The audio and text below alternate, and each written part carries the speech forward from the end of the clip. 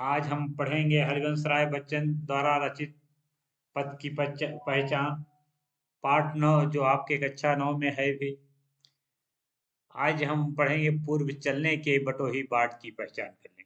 तो आज हम इसको चलने के पहले बाट की पहचान करने के पहले बच्चों एक बात हम आपसे अनुरोध करते हैं कि आप जब भी बैठा करें पाठ पढ़ने तो अपनी बुक लिए रहें, हाथ में एक पेंसिल लिए रहें और जो कठिन मीनिंग है उसको लिखते चलें। तो आपके लिए ज़्यादा अच्छा होगा। आपको व्याख्या तैयार करने में आसानी होगी, भविष्य में पढ़ने और पढ़ाने में आसानी होगी। लेकिन एक बात मेरा ध्यान दें, मैं आपसे विशेष कहता हूँ कि लाइक किया करें, सब्सक्राइब किया करें, शेयर किया करें, लेकिन कमेंट जरूर करें। मैं अच्छा पढ़ा रहा हूँ, बुरा पढ़ा रहा हूँ, जैसा भी पढ़ा रहा हूँ आप कमेंट करें, मुझे अच्छा लगेगा। और आप पढ़ें और आगे बढ़ें, ये हमारी चाह होगी। तो चलिए हम व्याख्या करते हैं पद की पहचान। अभी आप लोग सोच रहे हैं कि सर जीवन परिचय नहीं पढ़ा रहे हैं, क्वेश्चन आंसर नहीं दे रहे हैं, तो वो भी जल्द दे देंगे। पहले व्याख्या अनिवार्य है, हम आपको व्याख्या दे रहे हैं। हाँ, ध्यान दें। कब क्या कह रहा? पूर्व चलने के बटोही, ध्यान दें, पूर्व चलने के बटोही बाट की पहचान कर लें। पूर्व मतलब पहले चलने में, कहीं हम लोग तैयारी करते हैं तो उसके पहले अपने रास्ते का ध्यान करते हैं, तो ये कहते हैं चलने के पहले। बटोही मीन्स होता है पथिक। बटोही मीन्स होता है पथिक या राही, जो भी आप लिखना चाहें लिखें। पाठ मीन्स होता है रास्ता। पुस्तकों में है ये छापी गई, इसकी का हाल मीन्स होता है दशा। औरों की जुबानी या बर्डन, या हाँ। अनगिनत, अनगिनत का मीन होता है, अनगिनत का मतलब अर्थ होता है अगणित, अगणित। राही, राही मीन्स होता है पथिक। छोड़ पैरों की दिशा। हाँ, चलिए अब व्याख्या देखें। पूर्व चलने के बटोही पाठ की पहचान। कब कब क्या रहा? हरिवंश राय बच्चन जी कह रहे हैं। अच्छा एक बात ध्यान दें, ये हमें आपको कह रहे हैं, युवाओं को संबोधित करते हुए कह रहे हैं कि हम जीवन में जिस मार्ग पर हमें कदम रखना हो उसकी पहले हमें पहचान कर लेनी चाहिए। क्योंकि कुछ ऐसा नहीं होता, कुछ मार्ग पर हम दूर तक निकल जाते हैं, फिर वापस आते हैं, फिर नया मार्ग चुनते हैं, तो फिर हम जीरो से एक से स्टार्ट करते हैं या जीरो से स्टार्ट करते हैं, तो फिर ऐसे ही जीवन बीत जाता है और हम कहीं के नहीं पहुंचते। इसलिए कह रहे हैं कि किसी भी मार्ग पर चलना हो तो उसके उस मार्ग पर चलने के पहले हमें उस मार्ग का निर्धारण कर लेना चाहिए, सोच समझ कर ही उस पर कदम रखना चाहिए। और बात और जिस मार्ग पर हम अपना कदम रख दें फिर उससे पीछे ना हो। मान लीजिए आप किसी लक्ष्य की तैयारी कर रहे हैं, आप कह रहे हैं मैं यूपीएससी की तैयारी कर रहा हूँ, आप या नीट की तैयारी करें, तो आप 2-3 साल नीट की तैयारी किए, फिर अचानक छोड़ के आप यूपीएससी की तैयारी करने लगे, तो इसमें आपका जो नीट में तैयार था वो तो गया ही, फिर आप नए सिरे से तैयार करेंगे, तब तक पीछे वाले आगे निकल जाएंगे। एक तरफ भ्रम सी स्थिति उत्पन्न हो जाएगी, आप आगे पीछे सरल लोलक जैसे बन जाएंगे और कुछ ही दूर में आप दोलन करते रहेंगे। जीवन में अपने लक्ष्य पहुंचने के लिए आप एक मार्ग को चुने और उस मार्ग पर अडिग होकर और अंत तक उस पर चलते रहें, सफलता आपके कदम चुमेगी। चलें। पूर्व चलने के बटोही बाट की पहचान। हरबंस राय बच्चन जी कहते हैं, हे बटोही, हे मार्गी, हे जीवन पथ पर चलने वाले पथिक। किसी मार्ग पर चलने के पहले अपने मार्ग का, अपने लक्ष्य का तुम्हें भली भांत निर्धारण कर लेना चाहिए, अर्थात पहचान कर लेना चाहिए। पुस्तकों में है नहीं छापी गई इसकी कहानी। कब कहते हैं कि हे मार्गी, हे पथिक, जीवन पथ के पथिक, पुस्तकों में आपको कैसे चलना है, इस मार्ग पर, जीवन मार्ग पर कैसे आगे बढ़ना है, कहाँ क्या करना है क्या नहीं करना है, इसकी कहानी वर्णित नहीं है। अर्थात पुस्तकों में ये बात पढ़ाई नहीं गई है। अर्थात सीखना कहाँ से, कहना कहते हैं, अर्थात आपको अपने अनुभव से ही ये सब सीखना है। अपने अनुभव से आपको इस बात का ज्ञान करना है कि मुझे किस मार्ग पर चलना चाहिए। आप कहेंगे कि आपका मैथ बहुत अच्छा है, तो बेशक लोग आपसे यही कहेंगे, आपका मन भी यही कहेगा कि मैं इंजीनियर इंजीनियर बनूं। आपके बायोलॉजी सेक्टर से आपका ज्यादा अच्छा है तो आपके मन में स्वतः आएगा कि मैं डॉक्टर बनूं। तो इसीलिए कहा है कि आपका हे मार्गी, तुम्हें मतलब जो भी जहां कदम रखो उसे सोच विचार कर ही उस पर रखो, उसी मार्ग पर चल बैठो। हाल इसका ज्ञात होता है न औरों की जबानी। कभी हाल मीन्स दशा। कहते हैं कि अगर आप ये सोचो कि दूसरे लोग बता देंगे कि हमें क्या करना चाहिए क्या नहीं कहें, तो ये दूसरों की जुबान से, अर्थात दूसरों के मुख से भी इसका वर्णन नहीं किया जा सकता कि आपको कैसे चलना है। ये अपने अनुभव से ही सीखा जा सकता है। अर्थात हे जीवन के पथिक, किसी भी मार्ग पे चलने के पहले आप अपने मार्ग का ज्ञान कर लो। अनगिनत राही गए, राह से उनका पता क्या, कब कहते हैं अनगिनत, न जाने कितने राही जिस मार्ग पर हे पथिक तुम जा रहे हो, इस मार्ग पर अनगिनत राही गए, अर्थात कि कोई गणना नहीं है। राह से उनका पता क्या, और उनका कुछ पता भी नहीं, कोई लेखा जोखा भी नहीं है कि वो कहाँ गए, कैसे गए, कहाँ हैं, उसका कोई जगह लेखा जोखा नहीं है। पर गए कुछ लोग इस पर छोड़ पैरों की निशान, लेकिन हे पथिक, कुछ ऐसे भी लोग गए हे मार्ग, इस मार्ग पर चलने वाले, जीवन मार्ग पर चलने वाले पथिक, इस मार्ग पर ऐसे जो अपने पैरों की निशानी छोड़ते हुए, निशानी कौन छोड़ गया, जो इतिहास बदल दिए, जो बड़े कर्म कर गए, जो हमारे आपके उदाहरण हैं, जो हमारे आपके आदर्श हैं, वो इस जीवन के पथ पर कठिनाइयों से जिए, कैसे जिए, अच्छे जो बुरे जिए, लेकिन वो अपने इतिहास से, अपने कदमों से इस पर एक निशानी छोड़ गए हैं। यह निशानी मुंह को होकर भी बहुत कुछ बोलती, कब कहता कि ये निशानी जो जीवन पथ पर हम तुम महान लोग छोड़ गए हैं, आदर्श पुरुष छोड़ गए हैं, वो भी मुंह खोकर बहुत कुछ बोलती है। बहुत कुछ क्या बोलती है, हमें आपको सिखाती है कि तो आपको क्या करना है। जो है हमारे आपकी आदर्श जो है इस पे छोड़ गए हैं, वो क्या, हम उनको क्या कहते हैं, इतिहास पुरुष मानते हैं। उनके पश्चिम जो उनका अर्थात जो जीवन पद्धति था, हमारे लिए दिव्य मौन है, तथा हम उससे बहुत कुछ सीख लेते हैं। कब कह है, या निशानी मुंह खोकर, या निशानी जो उनके पैरों की निशानी है, बहुत कुछ बोलती है, बहुत कुछ हमें सिखाती है। खोल इसका अर्थ पंथी, पंथ का अनुमान कर ले, अर्थात हे पंथी, हे मार्गी, अपने आदर्श इतिहास पुरुषों का, अपने आदर्श के लोगों का के उस मौन को की व्याख्या कर, उसका पथ पंथ खोल और अनुमान लगा ले, और उनसे जीवन पद्धति की एक सीख सीख ले।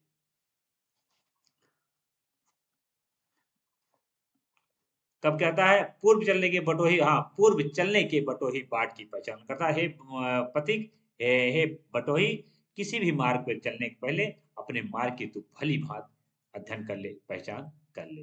अगला देखें।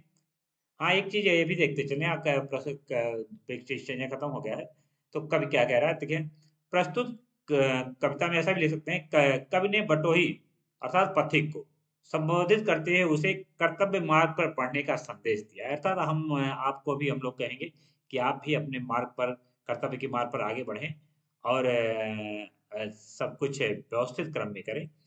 अब इसका ये देखें, दूसरा देखें, भाषा इसकी साहित्यिक हिंदी है, रस वीर है, गुण ओज है, अलंकार अनुप्रास तथा विरोधाभास है। अब दूसरा स्टेंजा देखते हैं। यह बुरा है या कि अच्छा, व्यर्थ दिन इस पर बिताना। कब क्या कह रहा है कि हम आप हाँ, तीसरा स्टेंजा देखें, मीनिंग देख ले पहले, मीनिंग भूल जाते हैं हम लोग। यह अनिश्चित की जगह सरित मतलब नदी, गिर मारने पहाड़, गहर मीन्स गड्ढे। एक याद रखें, ये सरित गिर गहर है, ये दुख के सूचक है। देखिए हाँ आता है, बाग वन सुंदर मिलेंगे, ये सुख के सूचक है। और आगे मीनिंग निकालें, स्टैंडर्ड। हाँ, मीनिंग देखें,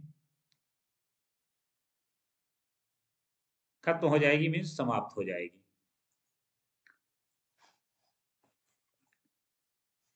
और कंटकों के सर, कांटों के बाढ़, बाण, कंटकों के सर, कांटों के बाण।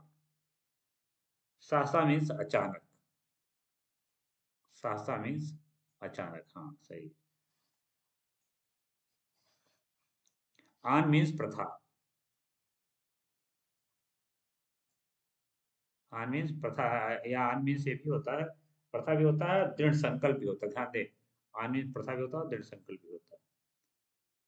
बाट मीन्स पथ होता है। चले मीनिंग देखें, व्याख्या देखें। है अनिश्चित किस जगह पर सरित गिर गहर में। कब कहता है, हे जीवन पथ के पथिक या हे मार्गी, ये भी निश्चित नहीं है कि तुम्हें जीवन पर किस जगह सरित मतलब नदी, कहीं गिर माने पहाड़, गहर माने पत्थर, कि कहीं आपके रास्ते में नदियां भी मिलेंगी, गिर मिलेंगे, पहाड़ मिलेंगे, गड्ढे मिलेंगे। है अनिश्चित किस जगह पर बाग वन सुंदर मिलेंगे। अर्थात कब कहना क्या जाता है, हे पथिक कहना है कि ये निश्चित नहीं है कि आपको कहाँ गड्ढे मिले, कहाँ पहाड़ मिले, कहाँ तेरे मार्ग में खुशियां आ जाए, कहाँ कठिनाई आ जाए, ये सब अनिश्चित है। किस स्थान पर तुझे सुख प्राप्त हो, किस स्थान पर तुझे दुख प्राप्त हो, अर्थात सब कुछ कुछ भी निश्चित नहीं है। कुछ भी निश्चित रूप से नहीं कहा जाता कि यह तेरी जीवन यात्रा किस स्थान पर जाके बनेगी या कठिन हो जाएगी। है अनिश्चित, किस जगह पर शरीर गिरगार मिलेगी, कब कहता यह निश्चित नहीं है किस जगह पर आपको कठिनाइयां प्राप्त होंगी, कहाँ शरीर गड्ढे मिलेंगे, कहाँ नदियां मिलेंगी। यह भी निश्चित नहीं है कि किस जगह पर तुझे बाग मिलेंगे, वन मिलेंगे, सुंदर मिलेंगे। कुछ भी निश्चित नहीं है। कहीं भी तुम्हें सुख भी आ सकता है, कहीं भी आपके मार्ग में दुख भी आ सकता है।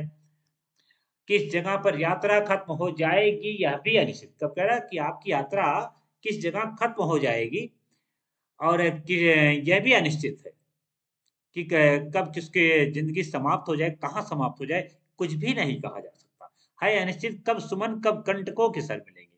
और यह भी नहीं है कि मार्ग में कहाँ फूल मिल जाए, या कहाँ कि कहीं कंटकों अर्थात कंटकों के बाण आपको चुभ जाए, मिल जाए। कौन सहसा छूट जाए, मिले कौन सहसा। कहे कि कौन ऐसा भी हो सकता है कि कोई आपका प्रिय, अत्यंत प्रिय अचानक आपके जीवन मार्ग से दूर हट जाए, ऐसे छूट जाए। और कौन आपको अचानक मिल जाए। आप पढ़े कुछ भी रुकेगा तू न ऐसी आन कर ले, हे पथिक। तो अर्थात कब कहना क्या चाहता, तात्पर्य क्या है उसका? तात्पर्य यह है कि तुम्हारे मार्ग में चाहे खुशियां आए, चाहे दुख आए, चाहे कठिनाइयां आए, चाहे तूफान आए, कुछ भी आए, झंझावात आए, कुछ भी आए, लेकिन तू अपना ये संकल्प कर ले, आन कर ले, अर्थात ये ठान ले कि तू नहीं आ पड़े कुछ भी रुकेगा, तू ना ऐसी आन कर ले, तू इस बात का आन कर ले कि कुछ भी आ जाए, लेकिन तू रुकने वाला पथिक नहीं है। फिर आगे देखिए, पूर्व चलने के बटोही बाट की पहचान करें। फिर कब कहता है कि हे बटोही, अपने मार्ग पर चलने के पहले तो अब खूब भली भांति अपना विचार कर ले, सोच ले, परख ले और आगे बढ़ जा। अगला स्टैंडर्ड देखते हैं, कौन कहता है कि सपनों को न आने दे। तब कहता है कि कौन ऐसा कह रहा है कि सपनों को अपने हृदय में आने दे, अर्थात तू अपने हृदय में सपनों को आने दे। चौथा स्टैंडर्ड, कौन कहता है, फिर से देख लें इसको, मीनिंग पहले देख लें। कौन कहता है कि सपनों को न आने दे हृदय में। उम्र मीन्स होता है, हाँ, अपनी उम्र, उम्र, समय, हाँ, हाँ। यत्न मीन्स उपाय, प्रयत्न, कोशिश। ध्येय, ध्येय मीन्स होता है लक्ष्य, हो गया। निलय, निलय मीन्स होता है घर, कक्षा। और हाँ, चलिए पूर्व चलने की बटो ही पाठ की पहचान करें, और तो हाँ, चलिए। कब कहता है कि हे युवा, युवा शक्ति, कि कौन कहता है कि तू अपने हृदय में सपनों को आने ना दे, अर्थात तू कल्पना ना कर। ये संपूर्ण संसार, एक बात ध्यान दे, संपूर्ण संसार स्वप्न देखता है, सब अपने उम्र में देखते हैं और सब कल्पनाशील होते हैं। पूरे संसार में सब, सबके अपने स्वप्न कल्पनाएं होती हैं। तो सबको इस बात का वो है कि सबको स्वप्न देखने का अधिकार है, सब लोग अपने अपने समय में इसे देखते भी हैं। तो कहता है, कौन कहता है कि स्वप्नों को ना आने दे। कहते हैं, कौन ऐसा कहने वाला, कौन तुम्हें रोक रहा है स्वप्न देखने से, अर्थात तो अपने स्वप्न देख और उनके अपने हृदय में जगह दे। देखते सब हैं, इन्हें अपने उम्र अपने समय। कब कहता है इन्हें सब लोग देखते हैं, अपने उम्र अपने समय में सब लोग इसे देखते हैं, अर्थात तुम्हारा भी अधिकार है कि तू आप स्वप्न देखें और उसने अपने हृदय में इसके जगह दे और इस स्वप्न को अपने कर्म में परिणित करे। और तू भी यत्न कर भी तो मिल नहीं सकती सफलता। कब कहता है कि हे पथिक, हे जीवन मार्गी पथिक, अगर तू ये चाहे कि मैं अपने मन में कल्पनाओं को ना आने दे, कल्पनाओं को जगह ना दे, तो ऐसा नहीं हो सकता। ये कल्पनाएं स्वतः उठती हैं और तुम्हारे मन में आएंगी और तू इसे रोक नहीं सकता। ये उदय होते लिए कुछ ध्येय नयनों के नीले। कब कहता है ये जो उदय होते हैं स्वप्न, कुछ उद्देश्य लेकर, ध्येय लेके आपके नैनो जो आपको आंखों में आते हैं, ये कुछ उद्देश्य नैनों के लिए आंखों के कच्च में जो आपके आंखों में आते हैं, ये कुछ उद्देश्य लेकर आते हैं। किंतु जग में, ध्यान दिए, बड़ा शब्द सुंदर है, किंतु जग के पंथ पर अर्थात जग के राह पर स्वप्न दो तो सत्य 200, स्वप्न पर ही मुग्ध मत हो, सत्य का विज्ञान कर ले। कि कहते हैं जग के राह पर यह इस बात का कि अगर स्वप्न दो हैं तो जो है सत्य 200 है, अर्थात सत्य में यथार्थ। तो कहना क्या चाहते हैं कि तू हे जीवन पथिक, हे जीवन मार्गी, हे पथ के पथिक, तू स्वप्न में ही मत मंत्रमुग्ध होकर खो मत जा कि तू यहीं रुक जा। नहीं, ऐसा नहीं करना है। तुझे स्वप्न देखना है और सत्य उसको सत्य में पिरो देना है, अर्थात उसे सत्य के काम में परिणित कर देना है। इसलिए तुम्हें यथार्थ का भी ज्ञान करना होगा, यथार्थ से भी जुड़ा रहना होगा। कवि बड़ा सुंदर व्याख्या कर रहा है, बड़ा सुंदर आपको बता रहा है। फिर कहता है, पूर्व चलने के बटोही बाट की पहचान कर ले। हे मार्गी, हे जीवन पथ के पथिक, अपने मार्ग पर चलने के पहले तो उस मार्ग की भली भांति परीक्षा जांच परख ले, जिससे उस मार्ग में तुम्हें किसी प्रकार की कठिनाई ना आए। अब इसका काव्य संदर्भ देख ले। इसमें कवि काव्य संदर्भ ध्यान दें। कवि यहाँ कहता है कि महात्मा का आधार यथार्थ के सत्य और उपलब्ध साधनों पर ही आधारित होनी चाहिए। उसके लिए कठिन श्रम के साथ साथ कर्तव्य का पालन भी करना जरूरी है। ध्यान दें इस बात को, स्वप्न तो देखना जरूरी है, लेकिन कर्तव्य का पालन भी करना जरूरी है। भाषा देखिए साहित्यिक हिंदी है, रस शांति है, गुण प्रसाद अलंकार रूपक तथा अनुप्रास है। अब देखिए मीनिंग देख लीजिए इसका। स्वप्न आता स्वप्न का दृक कोरकों में दीप्त है। दृक कोरकों में होता है आंखों के कोने, दृक दृक में आंख, कोरकों में कोने। दीप्त मीन्स होता है आभा प्रकाश। ललकती होते हुए उत्साहित, ललकती हो उत्साहित, उन्मुक्त होते खुली हुई, ललक उत्साहित उन्मुक्त खुली।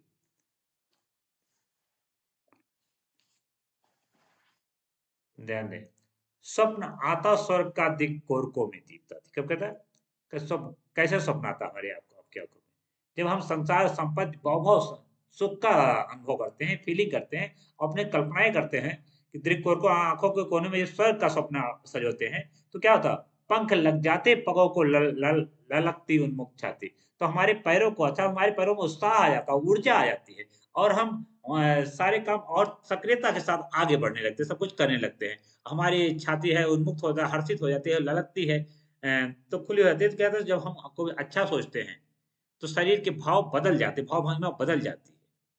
तो कहते हैं कि अर्थात हमें स्वप्न देखना चाहिए और उत्साहित तो होना चाहिए, लेकिन सावधानी पूर्वक। ध्यान दें, रास्ते का एक कांटा पाव का दिल जीत जाता। कब कह रहे हैं कि रास्ते का एक कांटा, अगर हमारे आपकी कोई चीज अच्छी सोच रहे हैं, किसी चीज में खोए हुए हैं, स्वप्न सुख के स्वप्न में खोए हुए हैं, तो किसी प्रकार का आगे एक भी ठोकर लग जाता है, किसी प्रकार एक कांटा आ जाता है जीवन में, एक कठिनाई रूपी कांटा है, याद रखिएगा।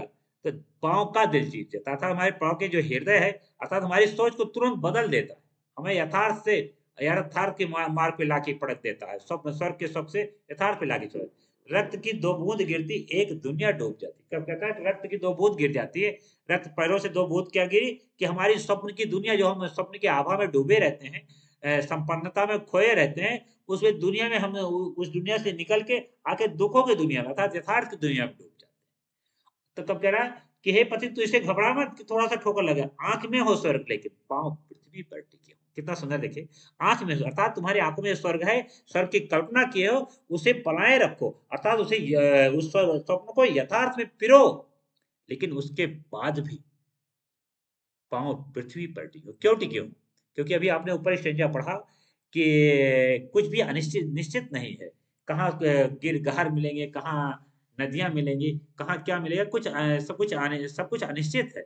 कब कहना क्या चाह रहा है कि इस संसार रूपी में, नासर संसार में सब कुछ अनिश्चित है, कुछ निश्चित नहीं है। इसलिए तू हे पथिक इस सब बात से मत डर कि अब तक स्वर्ग के स्वप्न देख रहे थे, अब एकाएक इसमें आके गिर गए।